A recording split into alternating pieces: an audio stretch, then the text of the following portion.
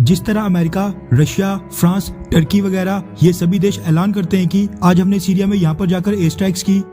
आज इराक में ये टारगेट नष्ट किया, ये ऑपरेशन सफल रहा, आज ये किया वगैरह वगैरह, लेकिन इन सबसे अलग एक देश ऐसा है जो कई बड़े बड़े कांड करने के बाद भी उनकी जिम्मेदारी कभी नहीं लेता है और ना ही वाहवाही बटोरता है, और वो देश है इजराइल, जिसको ना तो अपनी तारीफ या वाहवाही करवाने से मतलब है और ना ही सुर्खियां बटोरने से, क्योंकि इजराइल को तो अपनी काबिलियत पर शक है ही नहीं। उल्टा उस पर इंटरनेशनल प्रेशर ना आ जाए, वो दुश्मन देशों के ठिकानों पर हमले करके उनको नष्ट करने के बाद भी उनकी जिम्मेदारी तक नहीं लेता है। अब ठीक इसी तरह की घटना पिछले कल ईरान के साथ भी हुई, जब उसकी नेवी के सबसे बड़े नेवल शिप यानी जो उसके बेड़े में सबसे बड़ा युद्धपोत था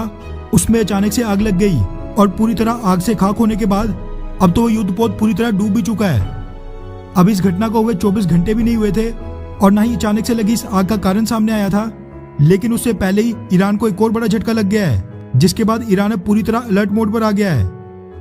दरअसल ईरान की नेवी का युद्धपोत डूबने के बाद अब ईरान की एक और बड़ी क्रूड ऑयल रिफाइनरी में बहुत ही भीषण आग लगने की खबरें सामने निकल कर आ रही हैं, जो कि ईरान की राजधानी के बिल्कुल बगल में स्थित थी। Reuters, the Hindu, the Israel times और कई बड़े बड़े मीडिया हाउसेस के वाले से मीडिया रिपोर्ट सामने निकल कर आ रही हैं कि पिछले कल देर शाम को ईरान की राजधानी तेहरान में स्थित एक बड़ी क्रूड ऑयल रिफाइनरी में अचानक से बहुत ही भीषण आग लग गई, जिसके बाद बहुत ही बड़ा रेस्क्यू ऑपरेशन चलाना पड़ा। वहां पर मौजूद सभी लोगों को सुरक्षित स्थान पर ले जाया गया। ईरान की क्राइसिस मैनेजमेंट ऑर्गेनाइजेशन के हेड मंसूर दराजाती ने मीडिया को संबोधित करते हुए कहा कि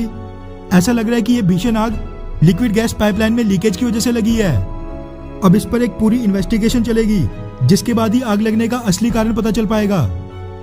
लेकिन उनकी स्टेटमेंट के बिल्कुल उल्टा शेखर खफाई, जो तेहरान ऑयल रिफाइनिंग कॉर्पोरेशन के हेड हैं, उन्होंने रिफाइनरी में कोई तोड़फोड़ या कमी पेशी से बिल्कुल साफ मना कर दिया है, जिसके बाद अब ये कयास लगाए जा रहे हैं कि इस आग के पीछे किसी आउटर सोर्सेज का भी हाथ हो सकता है। पहले गल्फ ऑफ ओमान में ईरान की नेवी के सबसे बड़े युद्धपोत में आग लगकर उसका पूरी तरह नष्ट होकर डूब जाना, और अब उसके कुछ ही घंटों के बाद ईरान की राजधानी तेहरान में एक बड़ी ऑयल रिफाइनरी में यह आग लगना। ये दोनों ही एक्सीडेंट ऐसे समय पर हुए हैं जब इजराइल और हमास के बीच हाल ही में कुछ ही दिन पहले सीजफायर हुआ था,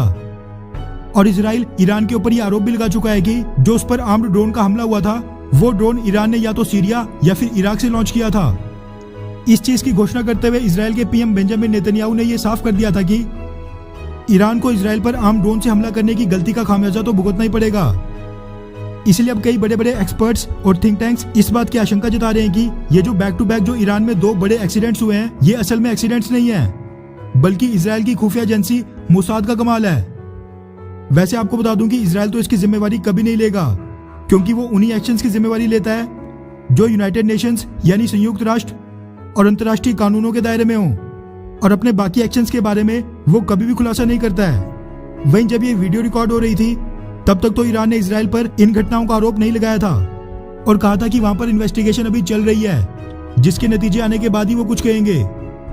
खैर, वैसे आपको क्या लगता है कि क्या ईरान पर बैक टू बैक ये दोनों हमले